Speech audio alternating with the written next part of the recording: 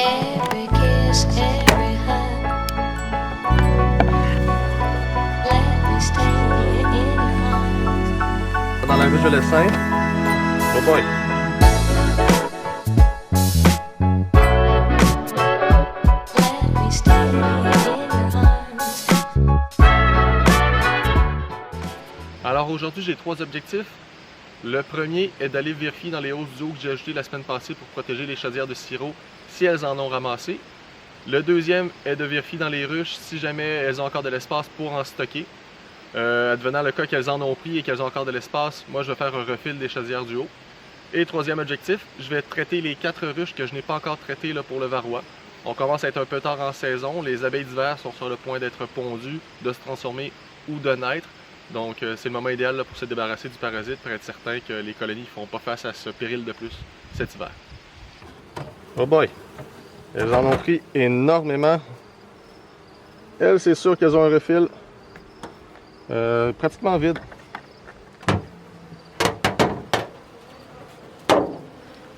Bon, mon objectif aussi d'aller en dessous, c'est de vérifier si ça n'a pas juste coulé et qu'elles ont bien ramassé le sirop.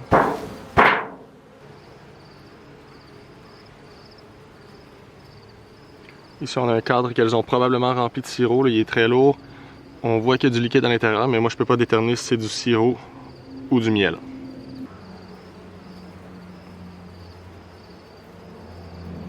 Ici, on a un cadre de couvain au centre. On a probablement du sirop en périphérie qui est déjà refermé. On en a beaucoup aussi sur les côtés. De l'autre côté, c'est pareil.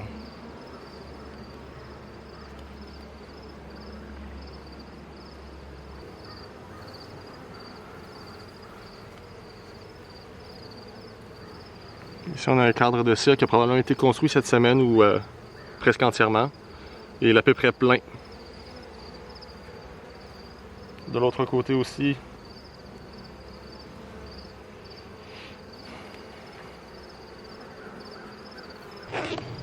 Donc, ces abeilles-là ont accumulé quand même beaucoup du sirop que je leur ai donné. L'affaire, c'est qu'il n'y a plus vraiment de place pour que la reine puisse pondre. Donc, je ne penserai pas leur en redonner tout de suite. Là. Je vais leur laisser le temps de construire un peu plus de cire pour que la reine ait de la place à pondre. Mais je vais procéder au traitement du varroa, là, vu qu'il n'y a plus beaucoup de couvains, il n'y a plus beaucoup d'espace de libre. C'est sûr qu'ils ne sont pas cachés, puis le traitement va être beaucoup plus efficace. Comme ça.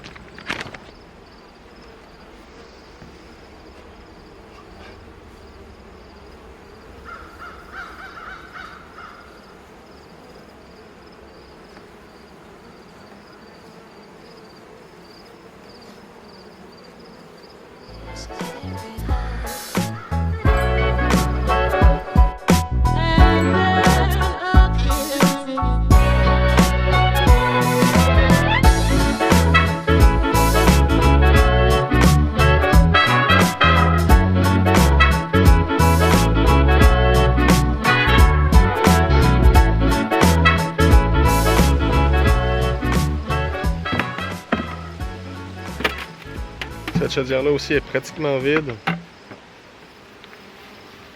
Très gourmande ces abeilles-là.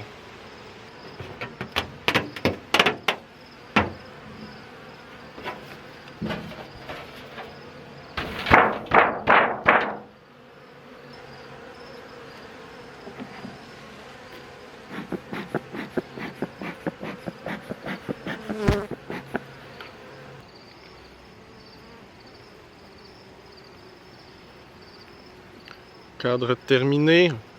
Normalement, si ça c'était du miel, je pourrais être en mesure de le récolter, mais c'est à peu près certain que c'est du sirop qui est mélangé au travers de tout ça.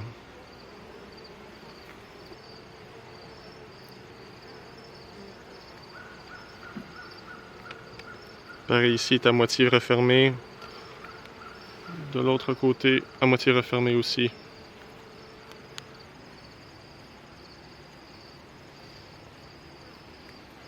Ici, on a beaucoup de sirop. Le cadre, ça paraît peut-être pas, mais il est à peu près plein.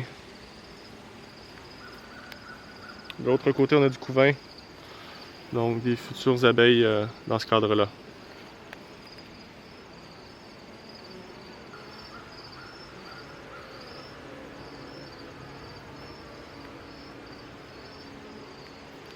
Ici, on a un autre demi-cadre qui est à peu près plein. En fait, il est plein et refermé.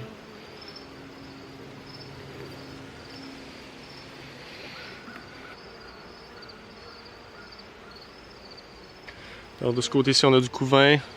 On a quelques larves au travers. Ici.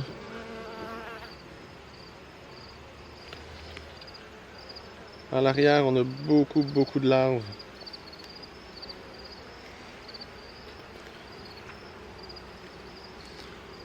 Cette section-là.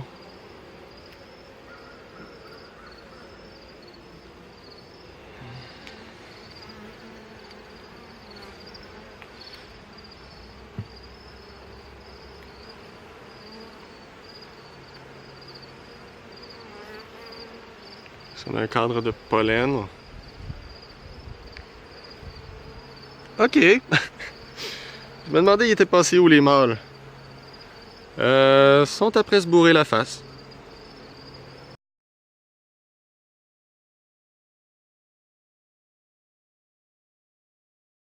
Ça, c'est un cadre à peu près plein de mâles.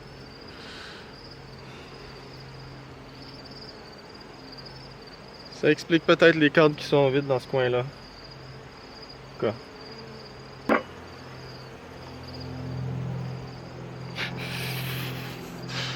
Fuck. On a la même chose ici. C'est à peu près juste des mâles.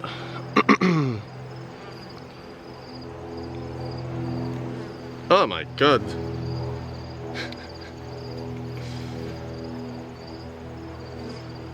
L'autre bord, c'est pareil. Je vais faire mon traitement, je vais refermer tout ça, puis ces abeilles-là, c'est certain que je leur fais un refil là, de leur chaudière de sirop. Elles l'ont toutes pris à peu près, puis il y a encore de la place en masse. C'est sûr qu'avec tous les mâles qu'il y a dans la ruche, je ne suis pas surpris qu'il y ait de la place, parce que c'est sûr qu'eux autres, ils en mangent beaucoup.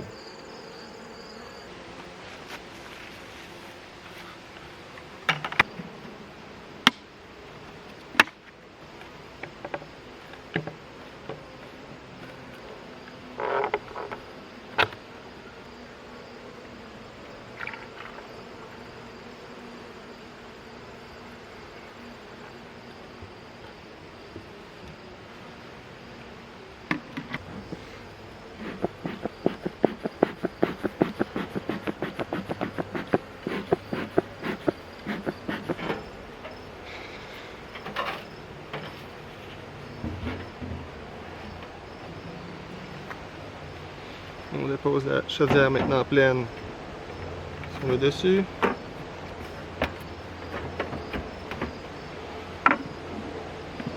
Et on vient la protéger.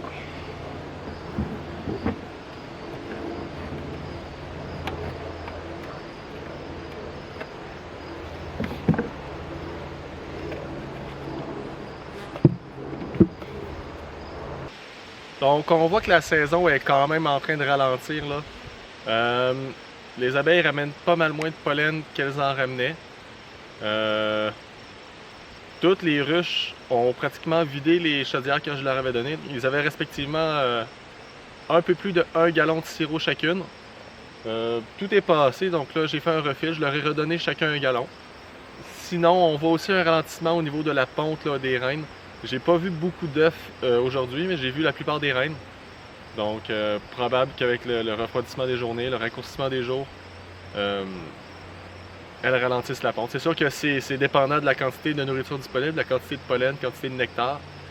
Donc, s'ils rentrent moins de pollen, ça les motive un peu moins à pondre. S'ils savent que les larves ne seront pas nourries, vont finir par mourir de toute manière. Tantôt en arrivant, je pensais que l'exode des mâles était commencé, donc ils avaient commencé à se faire mettre à l'extérieur des ruches par les ouvrières. Il y avait quelques mâles qui traînaient sur un portique. De toute apparence, ils étaient morts. Mais après vérification, il y a encore beaucoup de mâles dans les ruches, particulièrement dans celle dans laquelle j'ai fait une erreur.